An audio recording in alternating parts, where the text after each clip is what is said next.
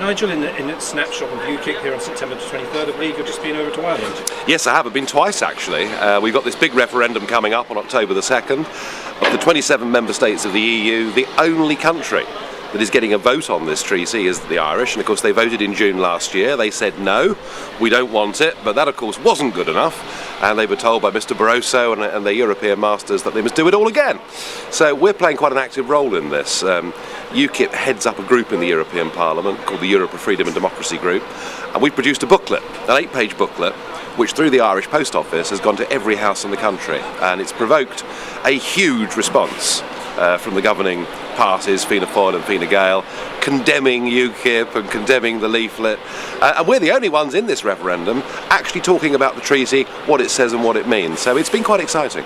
And what's the feedback in Ireland? You mentioned Ireland, because I remember my uncles have farms on the west coast of Ireland. I remember in the early 70s, mid-70s, suddenly they were not farming and not having to farm it, and mentioning the EU, and well, the feedback. I mean, look, when Ireland joined the EU, she was a very poor country, and she's had an enormous amount of taxpayers' money over the last 35 years. But that's not the real reason that Ireland boomed. The real reason that Ireland boomed was they had a corporate tax rate of 12.5%, and because of that, you had American companies, British companies piling into Dublin, running back offices for city trading companies and all the rest of it. That's the real reason that Ireland became a rich country. But the first big mistake for the Irish was joining the euro. And they joined the euro, and because of that, they got interest rates about half the level they should have been. So the property boom and collapse in Dublin has been far more spectacular than it's been in Britain. So the good times are over.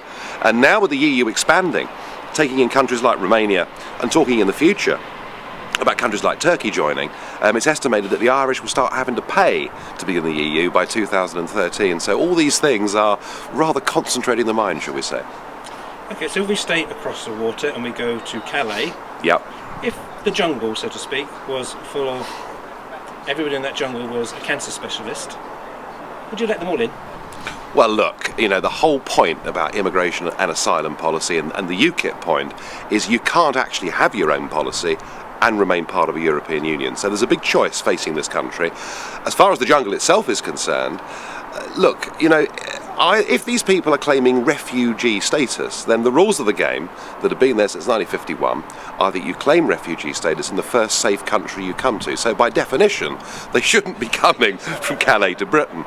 And we get all this talk, well, the British government needs to work with the French government on this. No, the British government needs to stand up to the French government and say, we're not going to accept people claiming refugee status if they come into us from Calais, but we just don't do it. And the fact they broke the camp up yesterday frankly makes no difference at all.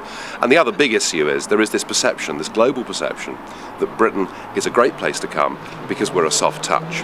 And when you think the last Conservative government back in the 90s and under this Labour government, what we have for illegal immigrants are a never-ending series of amnesties where we say, well, it doesn't actually matter. And, what signal does that send to the rest of the world? So I think we need to say there are going to be no more amnesties. I think we need to say let's take back control over who we want here.